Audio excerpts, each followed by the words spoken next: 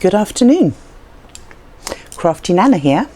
This is a little project. I don't quite know how it's going to work out, if it will even work out.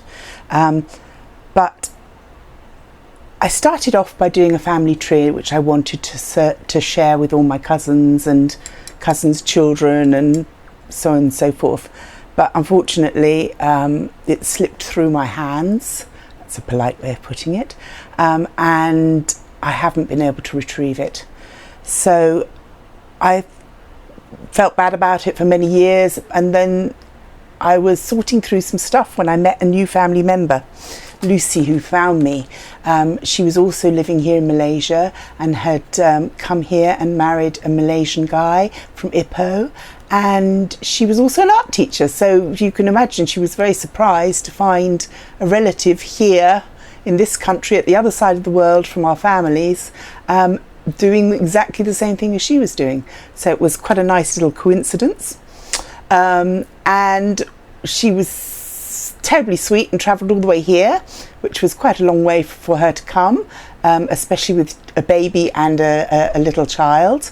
But she and her husband and the children all came to visit us, and it was lovely. It was absolutely lovely to meet her.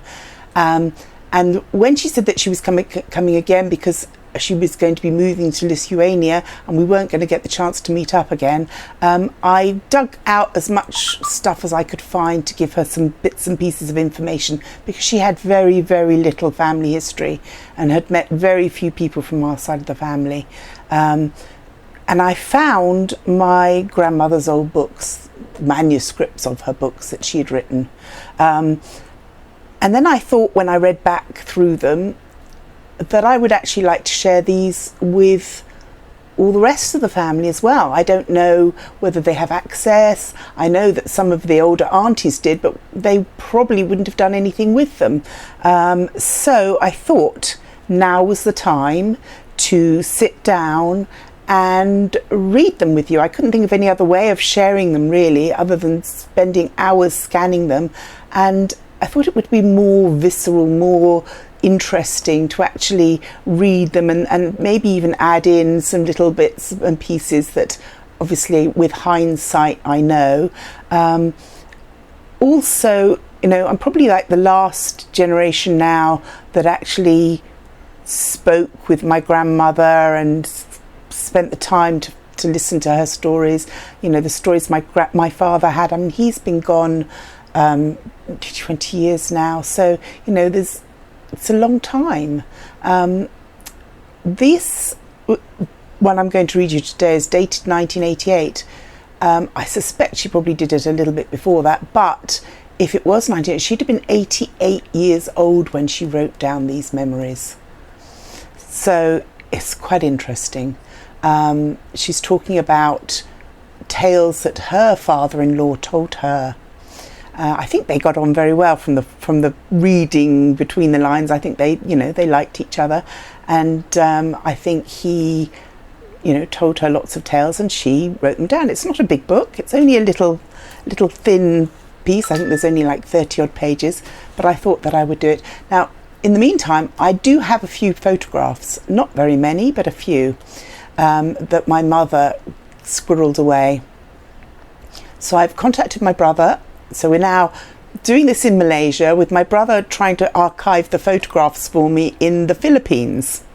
So already this is getting international. So this is stories of my Russian great-grandfather told by my half-Scottish grandmother. And she did this for her grandchildren. So now I'm going to share it for her grandchildren and her great-grandchildren, and pretty soon I suspect there's even going to be great-grandchildren. In fact, there already are. I know there are. So yeah, this is for a big group of people now. I thought it only fitting that I do it in my little studio, because my grandmother was an artist. Her whole life was spent in her studio. And so this is in my little studio, so excuse the mess, and it's just the way it is. But I thought, if I don't get on and get this started, it's never going to happen. So I know this isn't for everybody, but this is for my family. But you might find it interesting anyway. and it was written in January 1988 according to the book. Don't know when it actually was written, but that's when it's titled. And it's dedicated to Stephen Paul Hayklan, my father, Boris Alexis Hayklan, my uncle, Paul Hayklan, his son, Guyan Hayklans, my brother, William Hayklans, my Uncle Boris's grandson, and any forthcoming Hayklans. My daughter also goes by Hayklans, and my grandchild also goes by Hayklans, so there are a few of them out there. The other part of the family actually call themselves Bernards, so this is also for the Bernards if any of them are interested. So here we go. I will hopefully be popping pictures and things in between.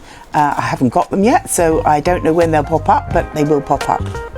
And also I might have little asides to add in. We'll see as we go.